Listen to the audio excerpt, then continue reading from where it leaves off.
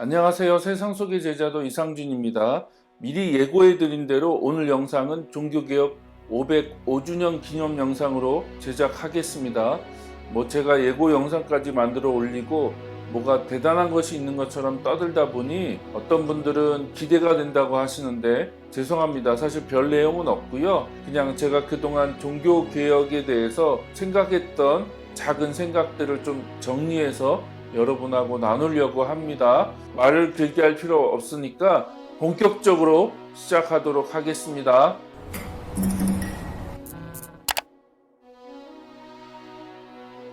결론부터 미리 내려놓고 이야기를 풀어가려고 하는데, 저는 이제 종교개혁이 만들어 놓은 프레임, 즉 신앙과 신학의 틀에서 나와야 한다고 생각합니다. 다른 말로 표현하자면 종교개혁의 프레임을 뛰어넘어야 한다. 혹은 종교개혁뿐만 아니라 중세교회가 만들어 놓은 낡고 오래된 집에서 나와서 새로운 집으로 이사를 해야 한다고 생각합니다. 무슨 말이냐? 이 부분을 설명하려면 기독교 역사를 간단히 살펴봐야 합니다. 저는 2000년의 기독교 역사 속에서 결정적인 변화가 두 번 있었다고 생각합니다. 첫 번째가 히브리어에서 헬라어로 넘어가는 시기, 두 번째가 헬라어에서 라틴어로 넘어가는 시기입니다. 우리가 잘 아는 대로 언어는 단순히 문자와 말로만 구성된 것이 아닙니다. 언어에는 그 언어를 사용하는 사람들의 문화와 세계관이 포함되어 있습니다. 그러므로 언어와 문화는 밀접하게 연결되어 있고, 언어가 다른 문화권을 타문화라고 하죠. 사전적으로 살펴보면 어떤 사람이 속한 나라나 민족의 문화와 상대하여 다른 나라나 민족의 문화를 이르는 말이라고 되어 있습니다. 하나님의 아들이신 예수 그리스도의 공생애와 십자가에서의 죽음, 부활과 승천, 그리고 약속대로 오신 오순절 성령의 임재를 통해서 고대 근동의 변두리의 예루살렘에서부터 시작된 기독교가 확장되어 주님의 명령처럼 예루살렘과 온 유대와 사마리아뿐만 아니라 땅끝까지 나아가게 되었습니다. 여기에는 반드시 자국의 언어와 문화를 넘어 이질적인 타문화 안으로 나아가야 하는 일들이 수반되어야 합니다. 우리는 그것을 선교라고 부르고 있고, 이런 타문화 선교는 기독교 2000년 역사 속에서 수없이 반복되어 왔으며, 그 결과로 기독교는 현재 전 세계에서 가장 큰 3대 종교 중에 하나가 되었습니다. 그렇다면 왜 히브리어에서 헬라어로 넘어가는 시기, 더불어 헬라어에서 라틴어로 넘어가는 시기만을 콕 집어 이야기를 하느냐고 질문할 수 있습니다. 또한 왜 그 시기가 중요하냐고 되물을 수 있습니다. 저는 그 시기가 오늘날의 기독교가 형성되는 가장 중요한 시기였기 때문에 면밀하게 살펴보아야 한다고 말씀드리고 싶습니다. 그러니까 앞에서 사용한 표현을 다시 사용하자면, 현재 기독교는 적어도 1500년이 넘는 집 안에서 살고 있는데, 그 집에 가장 중요한 기초와 기둥을 세우고 지붕을 올리는 일들이 그때 일어났기 때문에 그 시기를 한번 살펴보는 것이 필요하고 중요하다는 것입니다. 그렇다면 히브리어에서 헬라어, 지리적으로 말하면 예루살렘 땅에서 거대 강국 로마 제국이 지배하던 땅으로, 민족적으로 말하면 유대인에서 헬라인에게로 넘어가는 이 시기가 왜 중요할까요? 구약의 역사를 보면 하나님은 아브라함부터 시작해서 소위 이스라엘 민족을 택해서 자신을 드러내시고 나타내셨습니다. 그들의 언어와 문화, 역사적인 사건과 경험을 통해서 하나님이 누구신지, 어떤 뜻과 목적과 계획이 있는지를 보여주셨습니다. 우리는 그것을 신학적인 용어로 계시라고 부릅니다. 계시는 철저하게 하나님의 주도적인 사건입니다. 물론 거기에 인간의 주도적인 반응과 응답이 필요하긴 하지만, 하나님 쪽에서 먼저 시작하시지 않으시면 우리는 그분을 알 수가 없습니다. 그런데 특정 언어와 문화, 민족을 대상으로 먼저 주어졌다는 것이 문제입니다. 좀 있어 보이는 말로 표현하자면, 계시는 초문화를 분명히 담고 있지만 초문화 이전에 특정 문화, 그러니까 타문화적 요소를 가지고 주어졌다는 것입니다. 무슨 말인지 이해가 되시나요? 고대 근동 지역, 지금의 이스라엘 땅에서 살면서 히브리어를 사용하는 유대인들에게 그 계시가 주어졌고 그것이 그들의 문자와 문학 양식을 통해서 기록되었으며 단순히 종교적인 현상을 뛰어넘어 그 모든 것이 결합되어 특정 세계관을 만들었다는 것입니다. 제가 너무 어렵게 설명하나요? 가능하면 쉽게 풀어서 설명하고 싶은데 그러다가 아주 거대한 변화가 찾아오게 됩니다. 바로 구약에서 신약으로의 전환, 히브리어에서 헬라어로의 전환이 일어난 것입니다. 사실 우리가 주목해서 보려고 하는 시기는 일명 교부 시대입니다. 교부란 교회의 아버지란 의미인데 예수 그리스도의 부활을 목격한 첫 사도들이 대부분 죽고 그들을 통해 직접적으로 가르침을 받은 지도자들이 교회를 이끌던 시기인 1세기 말에서 칼케톤 공의회 때까지, 그러니까 AD 451년까지로 봅니다. 그때를 교부 시대라고 본다는 거죠. 이때의 특징을 크게 두 가지로 정리할 수 있습니다. 첫째는 기독교 박해와 둘째는 이단 사상과의 교리 논쟁입니다. 박해가 외부와의 싸움이라고 한다면 이단 사상은 내부와의 싸움입니다. 이런 위협과 도전 앞에서 교회를 보호하고 신앙을 정립해야 하는 숙제가 그들에게 주어졌던 것입니다. 이 말을 거꾸로 뒤집어 이야기하면 초대교회가 헬라 문화권 안에서 매우 빠르게 성장하고 있었다는 말입니다. 어느 학자의 연구에 의하면 초대교회는 4세기 초까지 10년마다 40%씩 증가해서 3천만 명 정도가 되었다고 하니 가히 놀라운 성장률이었습니다. 이런 이유로 로마 제국에 의해서 핍박과 박해를 받은 것이고 기독교를 반대하고 비판하는 자들을 대면하게 되었던 것이며 새롭게 신앙을 가진 자들이 교회 안으로 빠르게 유입되었던 것입니다. 이런 상황 속에서 교회 지도자들은 기독교의 신앙을 체계적으로 정립하고 가르쳐야 했습니다. 이때 이들이 선택한 방법론이 바로 헬라 철학이었습니다. 이것을 무조건 나쁘다거나 틀렸다고 비판할 수는 없습니다. 왜냐하면 그 당시 사람들이 사용하는 언어가 헬라어였고 헬라 문화와 헬라 철학이 그들의 세계관을 지배하고 있었기 때문입니다. 그러므로 기독교 신앙을 변증하고 가르치기 위해선 헬라 철학을 이용하는 것이 익숙하고 당연한 일이었는지도 모릅니다. 하지만 완벽할 수는 없었습니다. 여기서 치명적인 오류가 발생하게 되는데 바로 구원과 천국, 종말론을 내세적인 것으로 이해하고 가르치게 되었다는 것입니다. 다시 말해서 구원의 목표가 하나님이 창조하신 이 땅의 회복이 아니라 초월적인 영역으로 옮겨가는 것으로 보게 되었다는 것입니다. 이것은 기원전 5세기 말과 4세기 초에 나온 철학자 플라톤의 혁신적인 가르침과 연결이 됩니다. 플라톤은 영혼이 별들 사이에 선재하고 있었으나 그 후에 지상에 파묻혔다고 주장하는 밀교 신화의 영향을 받아 인간이 불멸의 영혼 또는 지성과 일시적이고 부패하기 쉬운 몸으로 구성되어 있다는 이원론적인 인간관을 제시했고 우주도 초월적이고 감각적인 영원한 관념의 영역과 가변성 및 유전을 특징으로 하는 감각적 영역으로 구성된 이원적인 것이라고 가르쳤습니다. 이런 플라톤의 이원론적인 가르침은 헬라 철학에 지대한 영향을 미치게 됩니다. 그것을 정리하면 비물질적이고 불멸의 영혼이 현재의 물질적이고 감각적인 세계를 초월하여 보다 높은 신적인 실체에 도달하기 위해 육체로 인한 모든 오염에서 영혼을 깨끗이 정화해야 한다는 것입니다. 안녕히 계세요, 여러분. 전 이 세상의 모든 굴레와 속박을 벗어던지고 제 행복을 찾았더랍니다.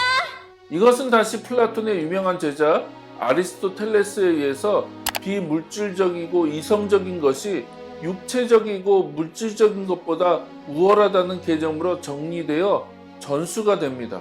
이런 헬라 철학의 가르침들이 다시 기독교 안으로 들어와 이 땅 너머에 위치해 있는 하늘로 가서 그곳에서 하나님과 거하는 것이 구원이라는 개념으로 정립이 되었다는 것입니다. 또한 하늘은 선하고 땅은 악하며 영은 선하고 육은 악하다는 이원론적 사고와 부활한 몸을 가지고 땅이 아닌 하늘에서 영원히 살 것이라는 잘못된 종말론을 만들어 내었다는 것입니다. 제가 지금 하는 말이 이해가 되시나요? 이것이 히브리어에서 헬라어로 넘어가면서 발생한 첫 번째 오류입니다. 그 다음은 헬라어에서 라틴어로 넘어가면서 발생하게 됩니다. 이는 초대교회의 주도권이 헬라어를 주로 사용하는 동방교회에서 라틴어를 사용하는 서방교회로 넘어갔다는 의미입니다. 이것의 배경을 간단히 설명해 드린다면 극심한 박해를 받던 기독교가 313년 로마의 황제 콘스탄티누스의 밀라노 칙령에 의해서 로마의 공인된 종교로 인정을 받게 됩니다. 이것은 로마의 국교가 된 것이 아니라 불법이던 기독교가 공식적으로 합법화가 되었다는 의미입니다. 그리고 이듬해에 제국의 수도를 로마에서 비잔티움으로 옮기게 되고 비잔티움의 이름을 콘스탄티노플이라고 짓게 되죠. 기독교가 정식으로 로마의 국교가 된 것은 그 이후 380년 테오도시우스 황제에 의해서 이루어지게 되는데 여기엔 단순히 신앙적인 측면만 작용한 것이 아니라 여러 정치적인 요소도 포함되어 있었으며 로마의 국교가 되면서 정치와 더욱 밀접해지게 되었음을 인지해야 합니다. 즉 기독교가 거대한 제국 로마의 국가 종교가 되면서 교회 안에 많은 문제들이 정치와 분리될 수 없는 상황에 이르게 되었다는 것입니다. 특히 제국의 수도가 로마에서 콘스탄티노플로 이전되면서 서로마와 동로마의 분열이 가속화되었습니다. 콘스탄티노플이 정치의 중심이라면 이전 수도였던 로마는 종교의 중심이었고 가장 큰 문제는 서로 사용하는 언어가 달랐다는 것입니다. 콘스탄티노플을 중심으로 하는 동로마는 헬라어 문화권이었다면 로마를 중심으로 하는 서로마는 라틴어 문화권이었습니다. 어떻게 보면 서로마와 동로마는 서로 섞일 수 없는 아주 이질적인 요소들을 많이 가지고 있었습니다. 기독교도 앞에서 말씀드린 것처럼 동로마 교회는 헬라 철학으로 기독교 신앙과 신학 체계를 만들어 갔다면 서로마 교회는 로마법을 중심으로 기독교 신앙과 신학 체계를 만들었습니다. 그래서 교부들을 분류할 때도 헬라 교부와 라틴 교부로 구분하기도 합니다. 헬라 교부들 중에서 대표적인 인물은 이레네우스와 클레멘트, 오리겐 등이 있고 라틴 교부들 중에서는 터툴리안과 키플리안 그리고 고백록으로 유명한 어거스틴, 정식 이름은 아우구스티누스가 있습니다. 이들을 간단히 비교해 보자면 헬라 교부들은 주로 기독교 신앙을 보호하고자 했던 변증가들이었고 그 주제는 인간의 자유의지였으며 인간을 낙관적으로 이해했고 그렇기 때문에 이들에게 원죄 개념은 거의 찾아볼 수가 없습니다. 반대로 라틴 교부들은 인간을 부정적으로 이해했고 인간의 타락을 강조했습니다. 가장 대표적인 예가 터툴리안이 제시한 원죄의 교리입니다. 그리고 유명한 어거스틴과 펠라기우스의 논쟁을 통해서 인간의 죄와 하나님의 은혜에 대한 교리가 정립됩니다. 앞에서 살짝 언급한 것처럼 동방교회가 헬라 철학으로 신학을 정립했다면 서방교회는 로마법을 중심으로 신학을 정립했습니다. 이것을 집대성한 사람이 바로 어거스틴이고요.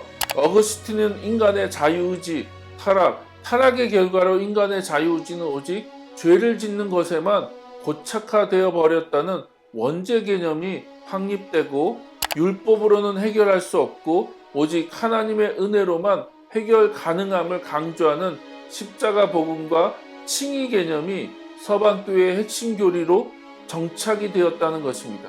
그리고 이 배경에는 라틴 교부들이 철학이 아닌 법률적인 개념으로 기독교 신앙을 이해했음을 알 수 있습니다. 이후 중세교회의 역사는 매우 길고 복잡하며 지루하기도 합니다. 그 과정을 다 설명하려면 굉장히 많은 시간이 소요될 것입니다. 한 문장으로 요약하자면 박해와 핍박을 받던 기독교가 거대 로마 제국과 유럽의 국교가 되면서 놀라운 사상적, 제도적 발전을 이루었지만 동시에 타락과 변질이 시작되었다는 것입니다. 특히 정치 권력과 결탁되어 유럽 역사와 구분할 수가 없게 되었습니다. 그러다 보니 교회사가 대부분 교황이나 왕들, 국가적인 차원의 사건들과 연결되었습니다. 하지만 중세교회는 철저하게 대중들의 종교적인 욕구를 채워주기 위해서도 움직였다는 것을 간과해서는 안 됩니다. 이것을 보여주는 것이 바로 카톨릭의 칠성사와 성모 숭배, 연옥, 면벌부였습니다. 자, 여기에서 앞에서 다루었던 내용을 다시 정리할 필요가 있겠습니다. 히브리어에서 헬라어로, 헬라어에서 라틴어로 넘어가면서 기독교는 구원을 내세적인 사건으로 정립하게 됩니다.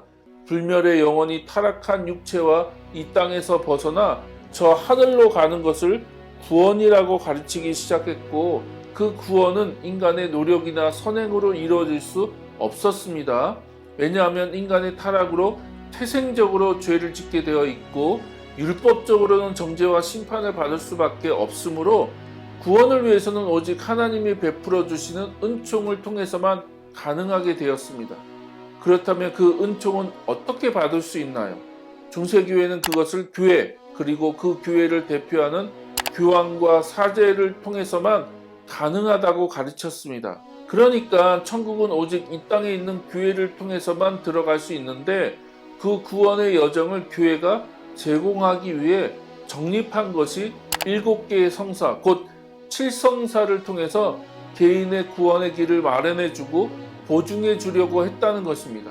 여기서 7성사란 세례, 견진, 성체, 고해, 혼인, 신품, 병자 성사를 의미하는데, 이는 한 개인이 태어나서 죽을 때까지, 즉 요람에서부터 무덤까지의 여정을 성사와 연결시켜 그 성사에 참여함으로써 죽은 이후 천국에 갈 수 있는 확률을 높여가도록 만들어 놓은 시스템이었습니다.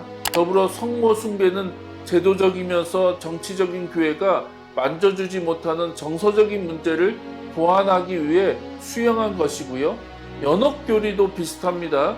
죽음 이후 오직 천국과 지옥이라는 되돌릴 수 없는 운명적인 공간이 존재한다는 것은 사람들의 종교성을 자극하게 만들기도 하지만 반대로 여러 가지 부작용도 존재했습니다. 예를 들어 천국에 가기도 그렇다고 지옥에 떨어지기도 애매한 사람들은 어떻게 되느냐는 것입니다. 이런 현실적인 문제를 해결하기 위해 중세교회는 민간 신앙으로 떠돌던 연옥 개념을 적극적으로 받아들여서 천국도 지옥도 아닌 제3의 거처를 만들어 놓고 거기에서 정화의 시간을 보내면 천국으로 갈 수 있다고 가르치기 시작한 것입니다. 마지막으로 많은 분들이 면죄부로 알고 있는 면벌부입니다. 이것도 배경 설명이 조금 필요한데 간단하게 설명하자면, 면죄부는 죄인에게 더 이상 죄를 묻지 않는다는 의미를 가지고 있지만 중세 신학이나 교회 시스템으로 보면 면죄부가 아니라 면벌부라고 불러야 합당합니다. 왜냐하면 인간이 죄를 지으면 신부에게 반드시 고해 성사를 해야 했고, 그 고해 성사를 통해서 죄의 경중에 따라서 형벌이 정해졌습니다. 예를 들어 기도나 금식, 자선, 성지순례 등의 벌이 주어졌고, 그 벌을 이행해야 죄가 속죄된다고 가르쳤기 때문입니다. 문제는 그 벌을 다 이행하지 못하고 죽으면 연옥에 가게 되는데, 면벌부는 그 남은 벌을 교황의 권세로 용서해주는 공식적인 문서였습니다. 나중에 이것이 대중적인 두려움과 교회의 재정적인 필요와 맞아떨어지면서 무분별하게 발행되므로 중세교회의 타락을 보여주는 상징이 되었고, 종교개혁을 일으킨 주요 원인 중에 하나로 주목받게 되었던 것입니다. 이렇게 중세교회는 정치 권력과 결탁되면서 타락을 했지만 동시에 대중의 종교적 욕망과 두려움을 채워주고 해결해 주어야 한다는 피할 수 없는 상황 속에서 적극적으로 그들의 필요에 반응하는 쪽으로 움직임으로써 또 다른 변질과 타락을 가져오게 되었던 것입니다. 이런 큰 틀에서 종교개혁을 살펴보면, 종교개혁은 앞에서 살펴본 것처럼 어거스틴이 정립한 은총의 교리를 회복하고 거기에 칭의의 교리를 더함으로써 오직 믿음과 오직 은혜로만 구원을 받을 수 있다는 점을 강조하므로 신앙의 본질을 회복하기 위해 몸부림을 친 결과입니다. 하지만 종교개혁의 한계는 분명합니다. 중세 카톨릭 교회의 타락으로 인간의 행위를 강조하자 그것의 반작용으로 인간의 타락과 은총, 십자가의 복음과 칭의를 강조할 수밖에 없었습니다. 하지만 교부 시대 이후 정립한 구원의 큰 틀, 곧 불멸의 영혼이 부정하고 타락한 이 땅에서 벗어나 저 하늘로 가는 것이 구원이라는 그 틀은 그대로 둔 채 그 천국의 행위가 아닌 은혜와 믿음으로 간다는 것을 회복하려고 했다는 것입니다. 저는 당시 종교개혁가들은 그럴 수밖에 없었다고 생각합니다. 왜냐하면 그들도 철저하게 중세신학과 중세교회와 중세의 세계관 안에서 태어나고 자란 중세의 사람들이었기 때문입니다. 동시에 그 당시에 가장 시급한 문제가 교회의 타락에 맞서 성경과 은혜와 믿음의 회복이 가장 시급한 문제였습니다. 그들도 오직 성경을 외치긴 했지만 내세적 구원론의 문제까지 접근하기에 쉽지 않았을 것이라고 생각합니다. 저의 문제제기는 여기에서 다시 시작됩니다. 종교개혁이 일어난 지도 505년이 흘렀습니다. 말이 500년이지 엄청난 시간이 흐른 것입니다. 그런데 현재 우리의 삶은 그때와 달라진 것이 별로 없는 듯 보입니다. 종교개혁을 기념한다고 여기저기에서 루터와 칼빈을 이야기합니다. 그들이 외쳤던 오직 성경, 오직 그리스도, 오직 은혜, 오직 믿음, 오직 하나님께 영광을 말합니다. 하지만 성경 전체가 계시하는 만물의 회복으로서의 온전한 구원, 예수님이 오셔서 선포하신 하나님의 나라와 복음, 구원과 종말이 무엇인지도 모르는 사람들이 많습니다. 여전히 헬라 교부들이 헬라 철학으로 정립한 내세적이고 이원론적인 구원에 갇혀서 값싼 은혜와 값싼 믿음과 값싼 복음과 값싼 구원만을 가르치고 있는 것이 한국교회의 현실입니다. 또한 앞선 영상에서도 지적했듯이 사도 바울의 칭의론만이 복음의 전부인 것처럼 가르치고 바울 서신을 중심으로 신약과 복음서와 구약 성경을 읽어냄으로써 많은 것들을 놓치고 말았다는 것입니다. 계속 이야기하지만 그것이 틀렸다고 말하는 것이 아닙니다. 그 시대엔 그럴 수밖에 없었습니다.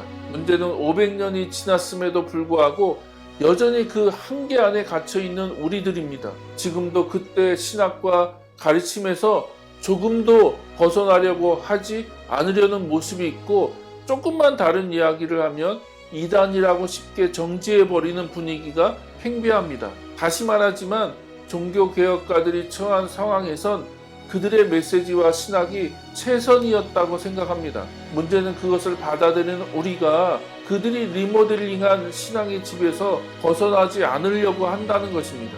500년이나 지나 낡고 무너져 내리는 집을 전혀 고칠 생각도 하지 않는다는 것이죠. 저는 그 집을 완전히 밀어버리자는 과격한 발언을 하는 것이 아닙니다.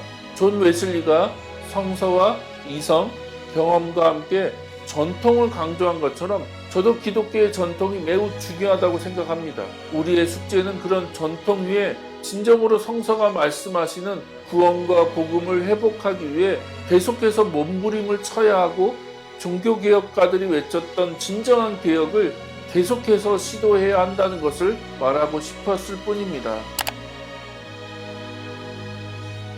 정리하겠습니다. 역사를 제대로 아는 것은 정말 중요합니다.